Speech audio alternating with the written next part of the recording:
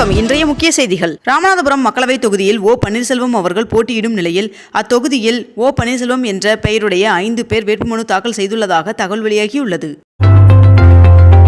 பிரதமர் நரேந்திர மோடி அவர்களின் தலைமையில் இன்று மத்திய அமைச்சரவை கூட்டம் நடைபெறவுள்ளதாக தகவல் வெளியாகியுள்ளது. தமிழக பாஜக தலைவர் அண்ணாமலை அவர்கள் வருகின்ற ஞாயிறு முதல் கோவையில் தேர்தல் பிரச்சாரத்தை மேற்கொள்ள உள்ளார் என்று தகவல் வெளியாகியுள்ளது.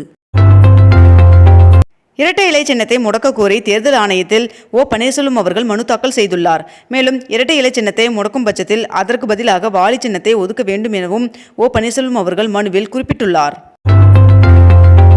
நாம் தமிழர் கட்சியின் தலைமை ஒருங்கிணைப்பாளர் சீமான் அவர்கள் இன்று கன்னியாகுமரியில் இருந்து தனது தேர்தல் பிரச்சாரத்தை தொடங்குகிறார் என்று தகவல் வெளியாகியுள்ளது.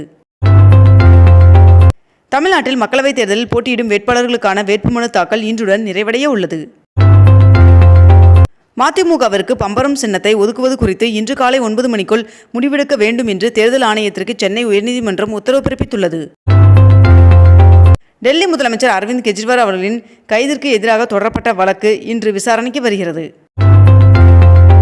வாக்களிக்கும் போது செல்போன் எடுத்து செல்லக்கூடாது என்று தேர்தல் அதிகாரி தெரிவித்துள்ளார்.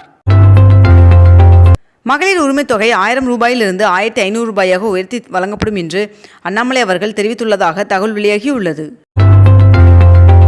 மக்களவைத் தேர்தலுக்கான வேட்புமனு தாக்கல் தொடங்கியுள்ள நிலையில் பங்குனி உத்திரம் மற்றும் பௌர்ணமி நாளை முன்னிட்டு மார்ச் 25ஆம் தேதி தமிழகத்தில் 405 பேர் வேட்புமனு தாக்கல் செய்துள்ளனர்.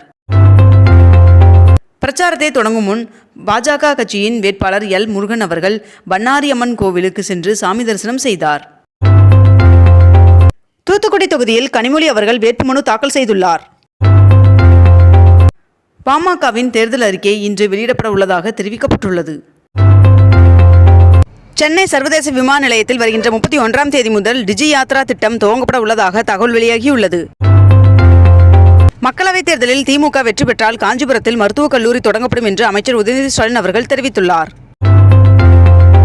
நாமக்கல் அருகே மேட்டுப்பட்டி சோதனை சாவடியில் ஆவணங்கள் இன்றி எடுத்து செல்லப்பட்ட 15 கோடி ரூபாய் மதிப்பிலான நகைகள் பறிமுதல் செய்யப்பட்டுள்ளது. மக்களவைத் தேர்தலில் தூத்துக்குடியில் கனிமொழி அவர்களுக்கு வாக்கு சேகரித்தார் முதலமைச்சர் மு.க. ஸ்டாலின் அவர்கள். தமிழகத்தில் 3 அணிகள் தேர்தல் களத்தில் இருந்தாலும் ஆனால் நேரடி போட்டியில் அதிமுக மற்றும் திமுக அணிதான் என்று எடப்பாடி பழனிசாமி அவர்கள் தெரிவித்துள்ளார்.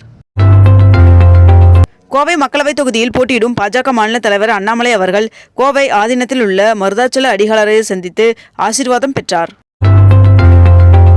நாடு முழுவதும் நடைபெற உள்ள இளநிலை மருத்துவ படிப்பிற்கான நீட் தகுதி தேர்வு எழுத 23,82,000 மாணவர்கள் விண்ணப்பித்துள்ளதாக தகவல் வெளியாகியுள்ளது. 12 வருடங்களுக்கு பிறகு சென்னையில் IPL இறுதிப் போட்டி நடைபெற உள்ளது. மே 24ஆம் தேதி 2வது தகுதி சுற்று போட்டியும் மே 26ஆம் தேதி இறுதிப் போட்டியும் சென்னையில் நடைபெற உள்ளதாக தெரிவிக்கப்பட்டுள்ளது. நெல்லை மக்களவைத் தொகுதி காங்கிரஸ் வேட்பாளராக ராபர்ட் ப்ரூஸ் அவர்கள் அறிவிக்கப்பட்டுள்ளார். இதனைத் தொடர்ந்து விளவங்கோடு சட்டப்பேரவைத் தொகுதி இடைத்தேர்தலுக்கான காங்கிரஸ் வேட்பாளராக தாரகை கத்பட் அவர்கள் அறிவிக்கப்பட்டுள்ளார்.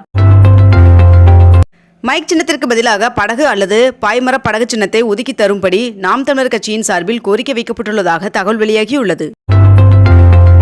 தமிழகத்தில் இன்று முதல் வருகின்ற 30ஆம் தேதி வரை வறண்ட வானிலையே இருக்கும் என்று வானிலை ஆய்வு மையம் தெரிவித்துள்ளது.